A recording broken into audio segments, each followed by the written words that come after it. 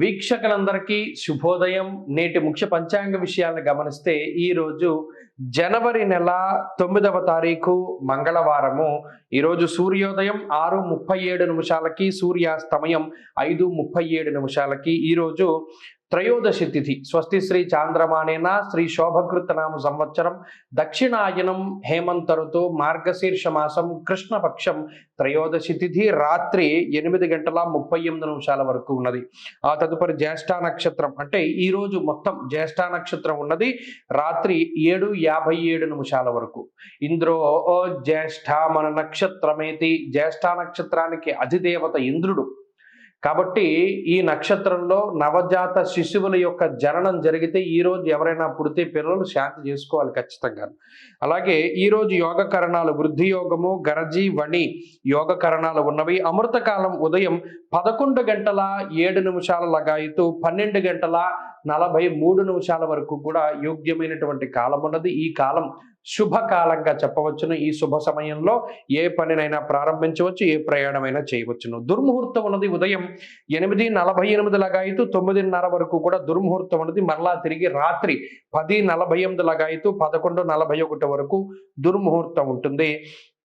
అయితే ఈ రోజుకు ఉన్నటువంటి ప్రత్యేకత గురించి మనం మాట్లాడితే త్రయోదశి తిథి మంగళవారం కలిసి వచ్చినటువంటి ఈ రోజున సంతానం కోసం చేసేటువంటి ఏ పని అయినా కూడా చక్కగా అభివృద్ధిలో ఉంటుంది. అనగా సంతానం అభివృద్ధి కలగాలి అన్న, అంటే ఇప్పటివరకు సంతానం లేదు సంతానం కలగాలి, లేదా వివాహం జరగలేదు వివాహం జరగాలి అన్నా ఈరోజు సుబ్రహ్మణ్యారాధన చేయడం, మరీ ముఖ్యంగా నేను చెప్పినటువంటి ఈ విధానంలో చేస్తే మీకు అనుకున్న పనులు అవుతాయి. కారణం ఏంటి అంటే త్రయోదశి తిథికి జ్యోతిష్ శాస్త్ర రీత్యా అధిదేవత ఎవరయ్యా అంటే మన్మధుడు, మనసుని మధించేటువంటి వాడు, అలాగే మనలో ఉన్నటువంటి కామ ప్రకోపాన్ని ప్రేరేపించేటువంటి వాడు.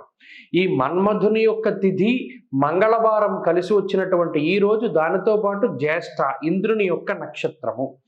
ఈ రోజున ఎవరైతే సర్పసూక్తము అనేటువంటి సూక్తంతో సుబ్రహ్మణ్యేశ్వర స్వామి వారికి అభిషేకం చేస్తారో, అలాగే ఓం సాం శరవణ భవాయ నమః అనేటువంటి మంత్రాన్ని జపిస్తూ సుబ్రహ్మణ్యేశ్వర స్వామికి లేదా జంట సర్పాలకి అభిషేకం చేస్తారో వారికి ఖచ్చితంగా సుబ్రహ్మణ్యానుగ్రహం వల్ల వివాహం కాని వారికి వివాహము, సంతానము లేనటువంటి వారికి సంతానం అనేటువంటిది ఖచ్చితంగా కలుగుతుంది. కాబట్టి సాధ్యమైనంత వరకు సర్పసూక్తంతో అభిషేకం కానీ సుబ్రహ్మణ్యారాధన కానీ చేయడానికి ప్రయత్నం చేయండి. అలాగే ప్రత్యేకించి సుబ్రహ్మణ్యేశ్వర స్వామి వారి యొక్క దీపం, అక్కడ ఆ ఆలయం దగ్గర దీపాన్ని వెలిగించండి, మంచి ఫలితాన్ని పొందగలుగుతారు. ఈరోజు ప్రత్యేకించి నా ఉత్తరే బుధమంగళే అన్నారు. అంటే ఈరోజు ప్రత్యేకించి ఉత్తర దిక్కు ప్రయాణం అనేటువంటిది పనికిరాదు. ఎవరైనా ఉత్తరానికి ప్రయాణం చేయవలసి వస్తే వారు ఒకంత తూర్పుకి ప్రయాణం చేసి అప్పుడు ఉత్తరానికి వెళ్ళాలి తప్పితే నేరుగా ఉత్తరానికి వెళ్ళకూడదు. అలాగే ఈరోజు వారాధిపతి అయినటువంటి కుజగ్రహం ప్రస్తుతానికి ధనురాశిలో సంచారం చేస్తూ ఉన్నారు కాబట్టి ఆయన అనుగ్రహం ఉన్నటువంటి కర్కాటక రాశి కానీ తులారాశి కానీ లేదా కుంభరాశి వారికి కానీ ఈరోజు చాలా అనుకూలమైనటువంటి సమయం ఉంటుంది. అలాగే ఈరోజు చంద్రుడు సంచరించేటువంటి వృశ్చిక రాశిలో మిగతా రాశులతో పోల్చుకుంటే వృశ్చిక రాశిలో చంద్రబలం ఆ రాశికి ఉంటుంది. అలాగే ఈ కన్యా రాశి వారికి ఉంటుంది. అంతేకాక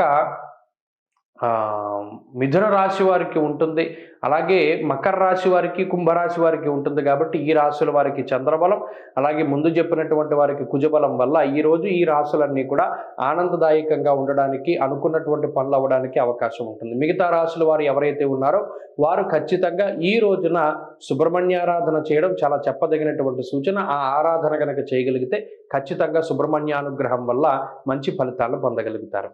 స్వస్తి.